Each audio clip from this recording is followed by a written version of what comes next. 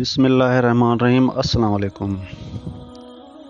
कौवे के बारे में कई किस्म के इंकशाफात और गुमान किए जाते हैं।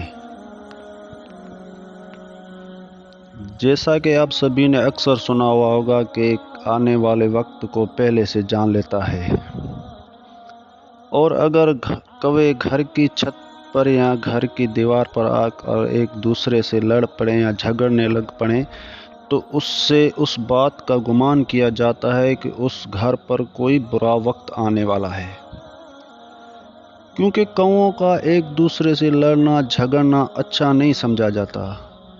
इसी तरह अगर दोपहर से पहले कौवा आपके घर की दीवार पर या छत पर अकेला बोलना शुरू कर दें तो ये समझा जाता है कि आने वाले दिनों में आपके लिए खुशखबरी है और आपकी दौलत में इजाफा हो सकता है, आपके रोज़गार में इजाफा हो सकता है, आपको ख़जाना मिल सकता है, आपको कोई बड़ी कामयाबी मिल सकती है। या बाज़ लोग ये भी गुमान करते नज़र आते हैं कि उस घर में कोई मेहमान आने वाला है।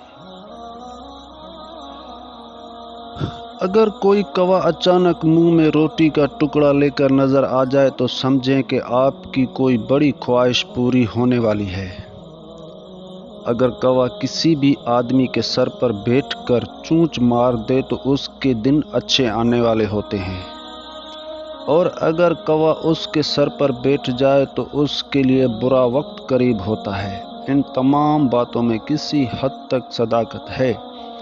हमारे प्यारे आका सल्लल्लाहु अलैहि वसल्लम ने इस बारे में क्या फरमाया है, और ये बातें फैलाई क्यों गई हैं कि क्योंकि गांव में अक्सर लोग उन बातों पर बेहद यकीन करते नज़र आते हैं। अगर उनसे पूछा जाए कि इन बातों का आपको किसने बतलाया तो वो कहते हैं कि हमारे बुज़ुर्गों ने आजमाया हुआ है, ये हकीकत ही है, ऐसा ही होता है। यहीं पर एक नुक्ता नज़र आप सभी के साथ ये भी शेयर करते चलें कि जैसे कई लोगों का ये गुमान है कि हमारे बुज़ुर्गों का आज़मता है या हमारे बुज़ुर्गों ने ये बात कही तो सच कही। इस बारे में सिर्फ इतना कहना चाहूँगा कि कुफार दीन हक का पैगाम सुनकर उससे उसके लिए जुटला देते थे कि हमारे बाप दादा उस बात पर अमल करते थे, तो हम भी यही करेंगे, और दीन हक को झुटला देते थे, हालांकि वो लोग सरासर गुमराही के रास्ते पर थे। वैसे तो और भी बहुत सारे परिंदे हैं जिन घरों पर आते हैं, तो ज़्यादातर लोग कौवे के बारे में ही ऐसे सवालात क्यों करते हैं। उन सब सवालों के जवाबात आप सभी के साथ शेयर करने से पहले आपके साथ कौवे की हिस्ट्री आप सब के साथ शेयर करते चलें कि आखिर इस परिंदे की हिस्ट्री क्या है, जिससे आपके लिए आज के टॉपिक को समझना और भी आसान हो जाएगा। कौवा बहुत चालाक परिंदा होता है, उसकी नज़र बहुत तेज़ होती है जो उससे खुराक और दुश्मनों से आगाह करती है। ये कौवा ही वो वाहिद परिंदा है जिसने इंसान को मुर्दा दफन करना सिखाया, इंसान की लाश को मिट्टी में दफनाना सिखाया, और ये वो परिंदा है जिससे हज़रत नूह अलैहिस्सलाम ने सबसे पहले ज़मीन का जायज़ा लेने के लिए कौवे को भेजा।